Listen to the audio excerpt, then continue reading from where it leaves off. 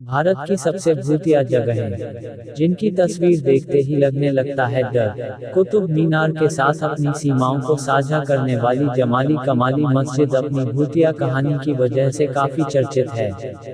ऐसा कहा जाता है कि जमाली कमाली की दीवारों के भीतर जिन रहते हैं। यहाँ पर होने वाले अनपेक्षित घटनाओं की वजह से लोग यहाँ जाने से बहुत डरते हैं। बताया जाता है कि यह जिन छोड़ी हुई जगह और खंडहरों में रहते हैं। जब वे उन जगहों पर इंसानों के जाने से परेशान होते हैं तो उन्हें नुकसान पहुंचाते हैं। 2500 की आबादी वाला यह गांव जतंगा पक्षी आत्महत्याओं की स्पष्टीकृत घटना के लिए जाना जाता है। अक्टूबर और नवंबर के महीनों के समय अंधेरी रातों में यहाँ पक्षियों के आत्महत्या करने के मामले सामने आते हैं। पक्षियों की मौत के पीछे लोग भूतों और कई अलौकिक ताकतों को बताते हैं। लेकिन विज्ञान के हिसाब से बताया जाता है कि तेज बारिश होने की वजह से जब पक्षी यहाँ से उड़ने की कोशिश करते हैं तो वो गीले हो जाते हैं और उन्हें उड़ने में दिक्कत होती है। तेज हवाओं की वजह से उनका संतुलन बिगड़ जाता है और वो टकराकर गिर जाते हैं और वहीं दम तोड़ देते हैं। कुलधरा गांव भारत के सबसे निर्जन और भूतिया गांव में से एक है, जिसे 1800 के दशक से छोड़ दिया गया है। अब यह गांव पूरी तरह से खंडहर बन चुका है। कुलधारा गांव 1291 में पालीवाल ब्राह्मणों द्वारा स्थापित किया गया था। यह जगह व्यापार कौशल और कृषि ज्ञान के लिए जानी जाती थी, लेकिन बताया जाता है कि 1825 में एक रात कुलधारा और आसपास के 83 गांव के सभी लोग अंधेरे में गायब हो गए। राजस्थान के शहर भानगढ़ में स्थित भानगढ़ का किला भारत की सबसे डरावनी जगहों में से एक है। इस जगह के बारे में सोचकर ही लोगों की रूह कांप जाती है।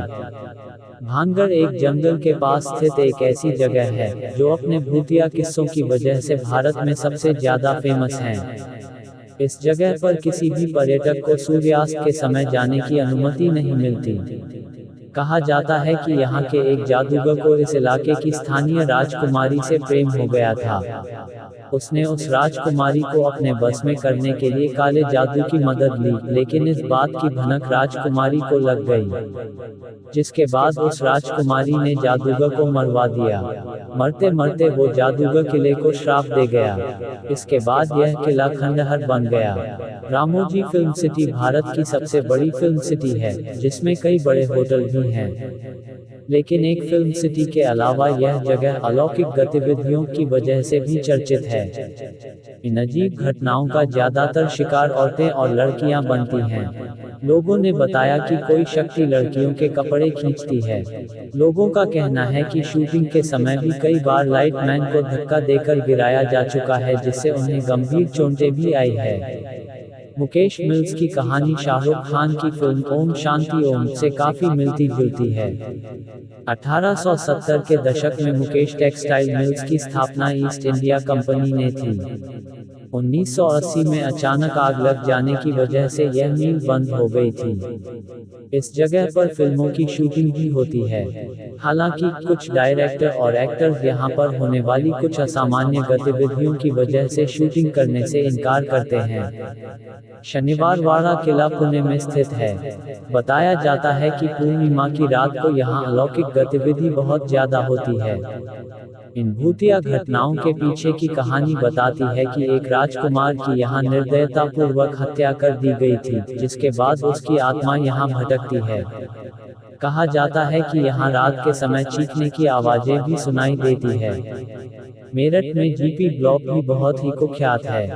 यहाँ से कई गुजरने वाले दावा करते हैं कि उन्होंने 4 पुरुषों को एक साथ बैठकर एक मोमबत्ती की रोशनी में मादक पेय का आनंद लेते हुए देखा है। इसके अलावा लोग यहाँ घर से लाल कपड़े पहनी लड़की को निकलने हुए देखने का दावा भी करते हैं। इन घटनाओं की वजह से लोगों ने इस स्थान को छोड़ दिया है। डुमस बीच गुजरात में अरब सागर के किनारे स्थित है, जो अपनी काली रेत और रहस्यमय गतिविधियों के लिए चर्चा में रहती है।